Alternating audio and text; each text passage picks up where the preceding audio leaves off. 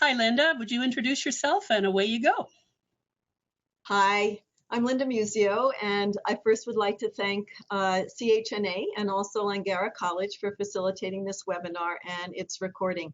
I thought I'd just say a bit about myself. I've been a RN for about 3.5 decades in a variety of practice settings, and it was in 1978 that I was introduced to therapeutic touch at New York University, because New York is my home. And that, of course, is where Dolores Krieger was doing her work around therapeutic touch. And at that time, she was educating RNs on the master's and PhD level in that modality. So a few years later, I found myself in Regina, Saskatchewan. There wasn't a lot of anybody doing anything around complementary or integrative therapies at that time. So I went into other variety of settings and eventually about 15 years ago moved into a position at the Saskatchewan Registered Nurses Association, which is the regulatory body for the RNs in Saskatchewan in a variety of areas there. So my heart and my passion, though, has always been in the field of holistic nursing and energy modalities. Healing touch, therapeutic touch, Reiki is my background, meditation and yoga. So the purpose of this webinar is just to give you a quick overview of this topic and maybe spark some discussion within our Canadian RN holistic nurses community and maybe some targeted actions if needed. And if we need to do another webinar on this in more detail, I'm happy to do that. So why is this topic important, and what's the value of having registered nurses in complementary and integrative practices? Well, when I became a regional rep from Saskatchewan on the CHNA board a few years ago, it was hearing the discussions that members at that time were having, and the disturbing trend was coming up in some of the provinces that the whole field of holistic practices, and I'll use holistic and complementary and integrative sort of interchangeably throughout the presentation here, meaning the same thing, but they were not being recognized by some of the regulatory bodies. And because these RNs were no longer in their traditional settings of acute care or critical care doing nursing practice that is easily recognized, or perhaps they were spending more time self-employed in private practice using the different modalities, they were not meeting the required number of hours that are needed for continued licensure as a registered nurse in their province. And this was because the regulatory body was not recognizing what they were doing as RN practices and therefore not counting those towards RN hours. And many nurses don't realize this out there, that's the language that the regulatory bodies speak. So one of the requirements, I'll give you an example for here in Saskatchewan, and it's similar with the other provinces, that in order to maintain your eligibility for your licensure is that you have to work 1125 hours in 5 years. And so this reflects one way to measure competence, that you've got, your foot in the practice there and you're continuing to practice. It's very similar in other provinces. And then in addition, I was noticing that at my workplace that there was a real lack of understanding of my very well-educated nursing colleagues regarding holistic practices. And historically, I would hear that maybe we had some applications for somebody, say, in aromatherapy, but that was denied. And I think it was really the way that the RN perhaps had gone about getting her hours recognized. And that's what this seminar is all about right today. So we'll talk more about that. And then my big pet peeve is, what is the value that RNs actually bring to complementary and integrated therapies? Like, why is this an issue for us when we lose registered nursings and they have to relinquish their license because they're not meeting the hours? And I just really, really, truly believe with all my heart and soul that RNs are well positioned to be holistic practitioners providing quality care. We have the foundational education in the sciences, biological, physical, behavioral, psychological, and sociological, etc. Most programs now are a degree or BSCN, and so we have a very comprehensive background that allows us the foundation to acquire more specific education, attaining the competencies in the holistic modalities. And as a profession, which is one of the definitions of a profession, is that you have a code of ethics and you have standards and competencies that all your members must adhere to ensure competence and safety of the public. And we have RNs involved in research in different practice settings to inform us, and others as well, not just RNs, to inform us whether there is merit in a particular modality. Is there evidence to support it? And we know that the big issue around some of the evidence or some of proving that something works needs to be quantitative with random double-blind studies. That's the gold standard as it is out there right now. But we know that this doesn't really truly reflect perhaps some of the benefits of the holistic therapies, or reflect that. And I also think it's really important for the public to see that RNs are involved in these practice areas, that we are one of the most highly trusted professions. We certainly have done provincial surveys around that and national surveys. And the public knows that if RNs are providing these services, that they're safe and that they're quality services. And so we bring to holistic practices our credibility as registered nurses. So when I was asked to present on this, I thought I'd better find out what the heck is happening in Canada. So here's our wonderful map of Canada. And here we have 11 regulatory bodies that represent the 12 provinces and territories. And all those regulatory bodies belong to CCRNR, which is the Canadian Council of RN Regulators. It's not like CNA. You probably really know about CNA, the Canadian Nurses Association, but they are an association and not a regulatory body. Regulatory bodies, no matter what the regulatory body is, whether it's engineering or physicians or pharmacists, that regulatory bodies have only one true purpose, and their true purpose is to protect the public. Basically, protecting the public, meaning you're going to make sure that your members are practicing safely, that they are maintaining competence, and that if not, you have a mechanism to investigate that and discipline if necessary.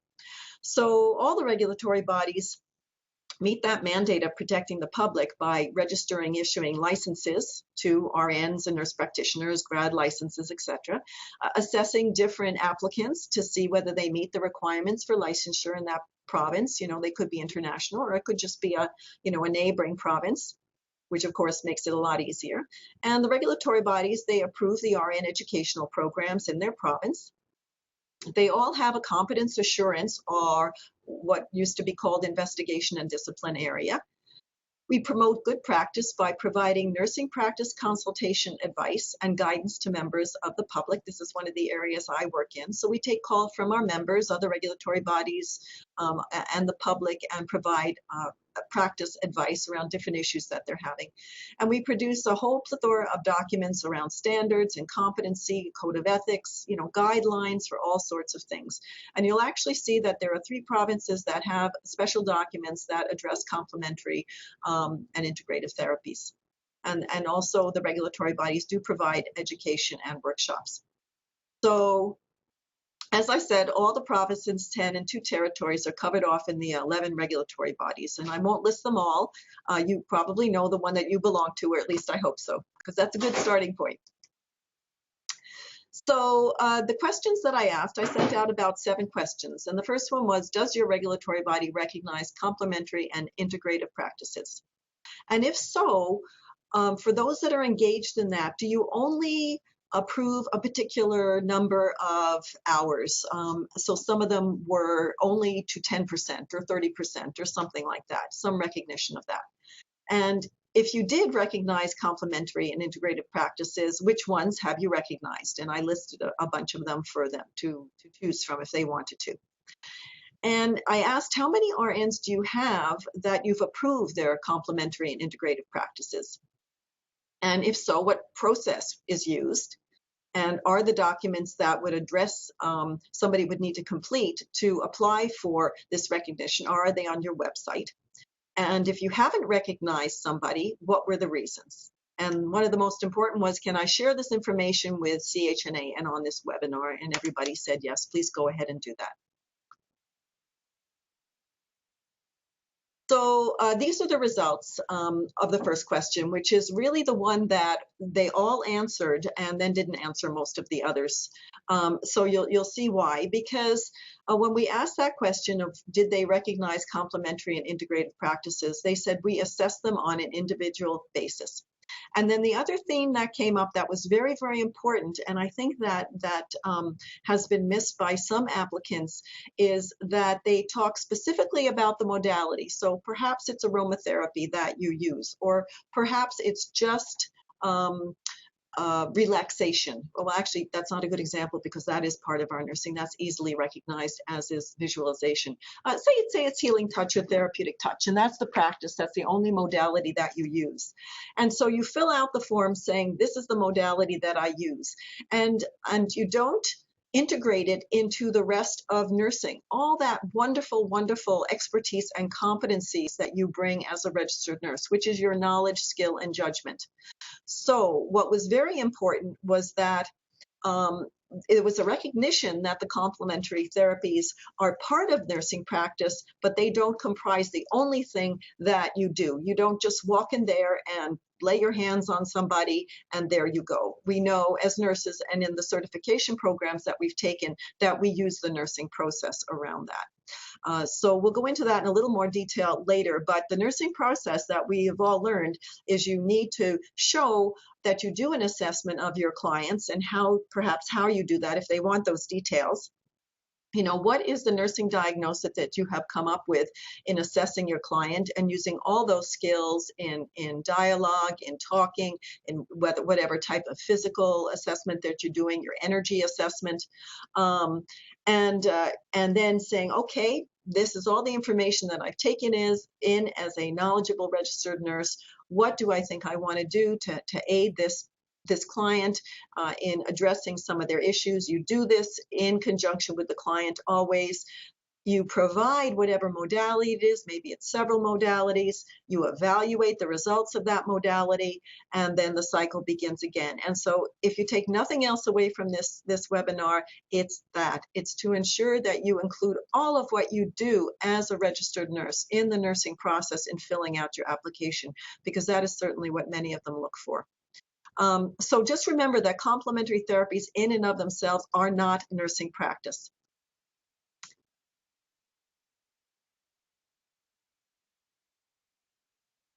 And so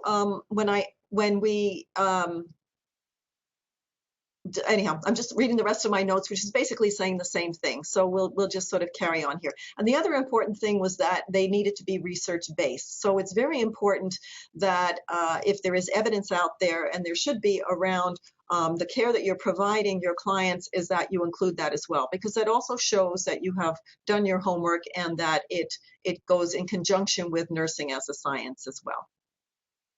And just as a reminder that if for some reason you do apply and we would hope that your hours are recognized, but say that they're not, that it doesn't mean you have to stop your practice. It means that you cannot identify yourself as a registered nurse, though, and say that I'm providing you nursing services. You still have a practice, but they would frown on you certainly putting RN after your name on your card around your practice there, unless your hours were recognized, and you don't want to get into trouble there.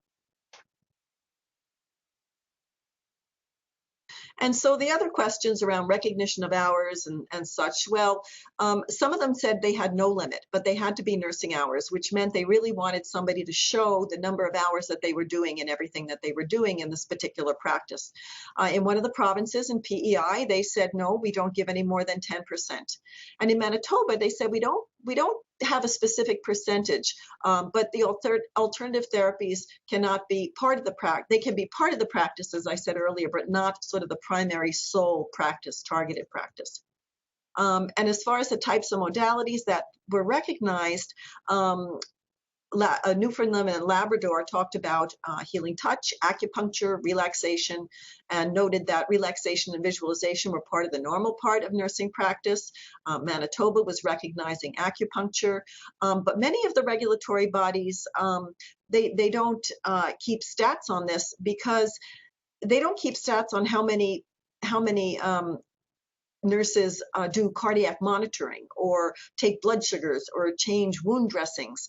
They don't do it to that depth, which is good, because once it's recognized as part of nursing practice, it's nursing practice. So I think it's just probably anecdotally that those provinces that responded knew the types of modalities that had been recognized.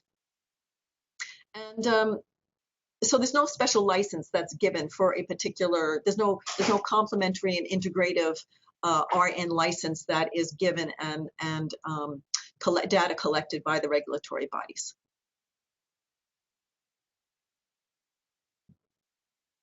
So if they're not collecting the data, if the regulatory bodies are not collecting the data on who is out there as registered nurses practicing in these areas, there's a role for our Canadian Holistic Nurses Association to do that and find out sort of who are our people, who is the population, who is our community out there. And though we know that we have members and people listening to our webinars, we don't have exact stats on what's happening. On what the numbers of our members that are out there, the number of people that could be future members as well.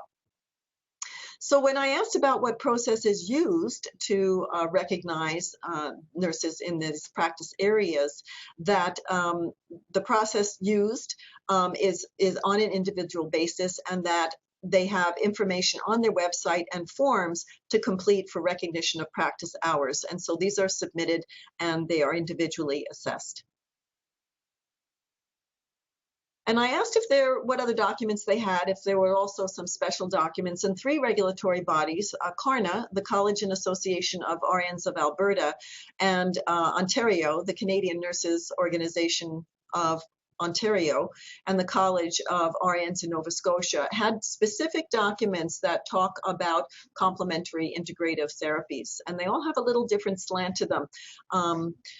Just to know that the College of Nurses of Ontario not only includes RNs, but they also include licensed practical nurses in their regulatory body as well.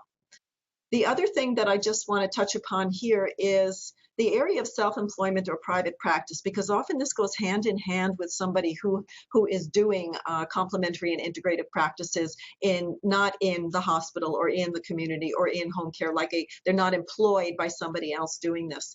So that is also a whole nother area that you need to educate yourself on. And there are documents on the website around self-employment or private practice, because if I want to set up, say, a health promotion practice, and in that practice I am the person who has started it. Maybe I've got some employees underneath me and I am applying for recognition of what I do there, then part of my time is going to be in administration, in marketing. Some of that could be the hands-on and so the regulatory body is going to want to know, Linda, how much time do you spend doing administrative stuff that is not registered nursing? Because as you know, we have lots of RNs in administration, and how many of that is direct care?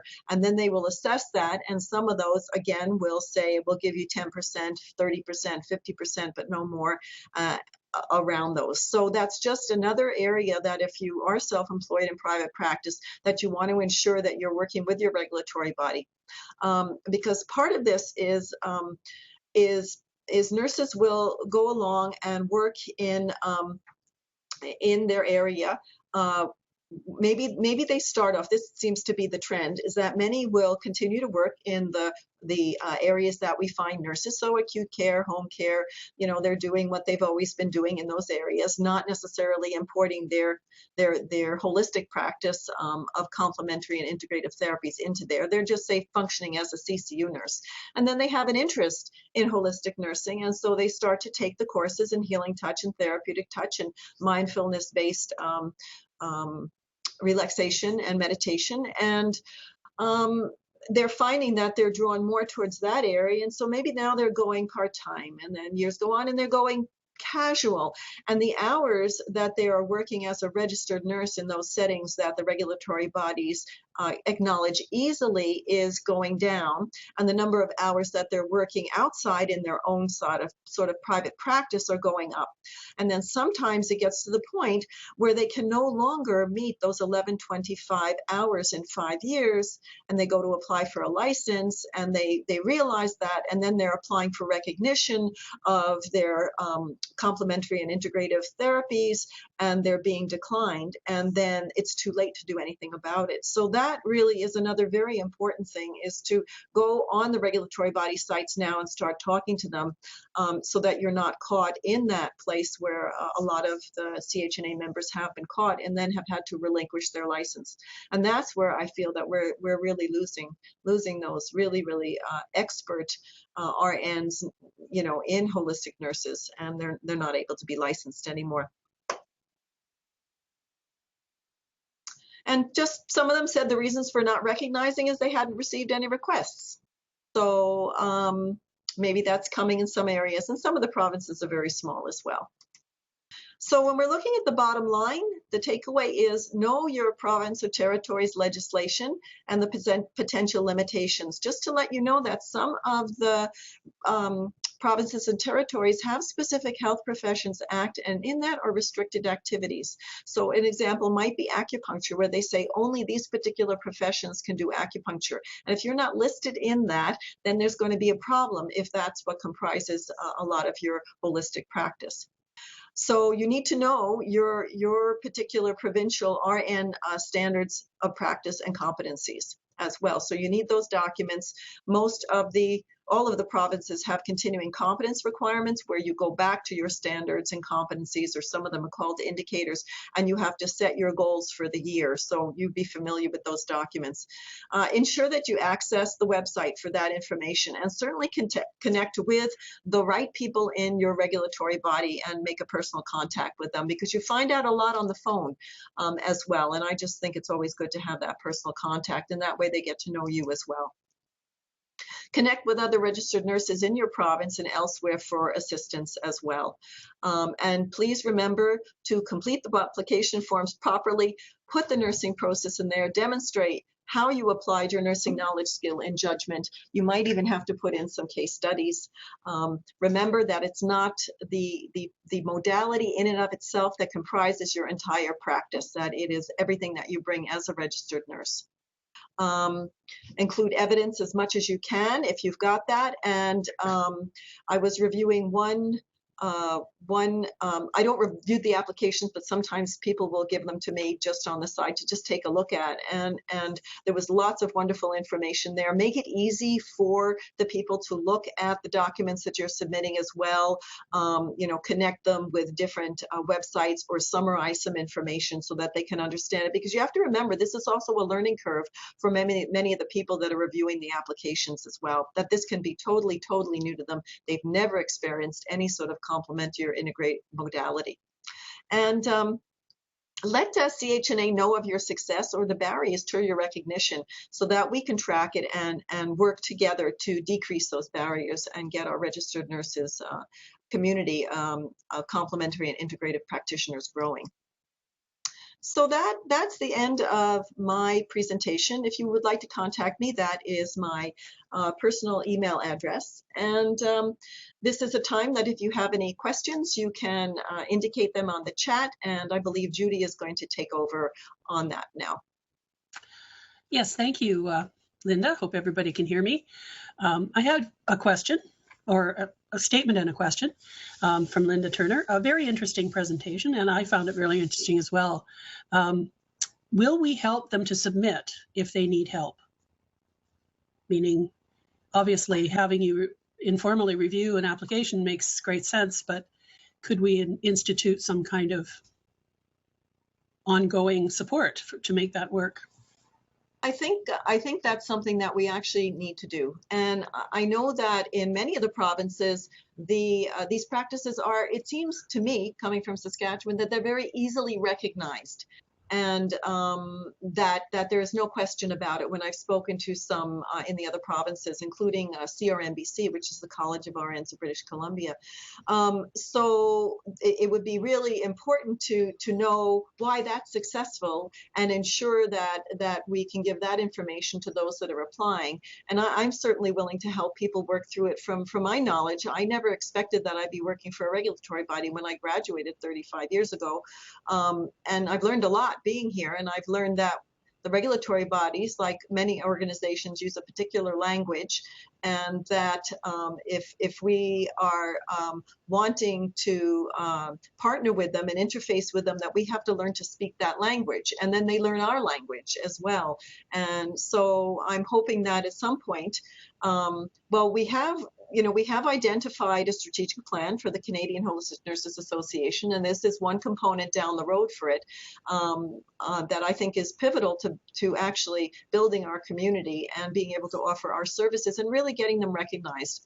I don't see any reason why they shouldn't be recognized, and so I'm willing to help in any way, certainly, that I can.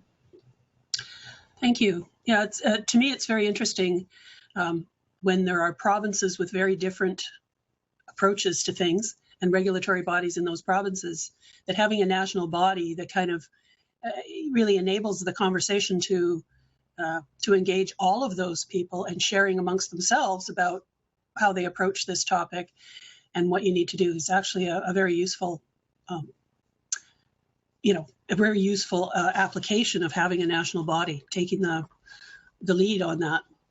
And when you say a national body, Judy, you're talking about CHNA? Yes, anything that's got a mandate or a membership across the board, because I know from my own experience going to a conference where people came from provinces all around, and when you think about employment is a provincial jurisdiction. Often jurisdictional issues are questioned. People don't even know who's responsible for what sometimes. But being able to speak to people across the country from different provinces, when I was told locally that something can't happen because it's just not able to happen, and I was able to say, but it happens in PEI. So how can we make it happen here? And so it doesn't become this confrontational thing. It's more like information sharing, and we can all get on the same page, which is really what you want, right? Yeah, and when I was prepping for this webinar, I reached out to one of our CHNA members, Patricia McKinnon, who is in PEI, and I asked her if she would send me those forms that she completed. So I actually do have them here, and it's interesting some of the questions that they're asking, because they're different than I think the ones that we use in Saskatchewan. They all are to the same ends, but they're different. And so yeah. And the other thing, when you were saying about a national body, that's why I asked for clarification, is that the Canadian Council of RN Regulators is the national regulatory body, and it's and so it's important, as part of a plan to educate, is also to connect with them as they're the overseer. They partner with the regulatory bodies. CNA is also important to work with. They're an association, so they can do lots of advocacy work as well. And they have certainly been a help to us as well as one of the affiliate organizations that are with them. They work on an association. Associations' responsibilities are very different than regulatory bodies. And there are provinces that are both. So the Saskatchewan RN Association is actually the regulatory body and the association. And CARNA in Alberta is the College and Association of RNs of Alberta. But then in BC, there is a separate regulatory body, CARNA, and then the Association for Registered Nurses, ARNBC. So it's what I'm saying is that it's important to know who's out there, who are the stakeholders that we're interested in working with, and being able to kind of move this forward is certainly what I think we need to do over the next several years. And not just CHNA doing the work, we really do need to partner with our members out there and come up with some sort of plan. Well, it's also interesting to think about advocacy and regulation being held in the same body can sometimes be a very useful thing, but also creates its own interesting problems. So that's a whole nother webinar. No kidding. You're absolutely right. And that is why many of the ones that were together to begin with have separated. So that's happened in BC, that's happened in Manitoba. And then for those of us that have not yet separated, it is a very thin line that you sometimes can walk on with government, because these regulatory bodies are created by government. so that you regulate your own profession. They didn't come out of thin air. It's from provincial legislation that allows that. And so they want you to regulate. They don't necessarily want you to be out there advocating and picketing and that kind of work that we would lobby. Lobbying is really not part of a regulatory body's mandate. The one mandate for all regulatory bodies is protection of the public. And so you're absolutely right that is an issue.